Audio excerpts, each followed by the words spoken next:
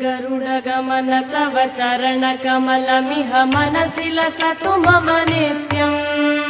गरुडगमन तव चरणकमलमिह मनसि लसतु मम नित्यम् मनसि लसतु मम नित्यम् मम तापमपा गुरुदेव मम पापमपा गुरुदेव मम तापमपा गुरुदेव मम पापमपा गुरुदेव जलजनयन विधिन मुचिहरण मुख विबुध विनुत पद पद्मा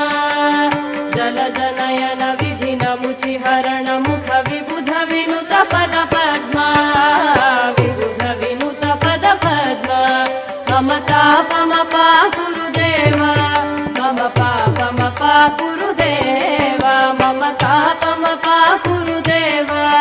मम पापमपा गुरुदेव।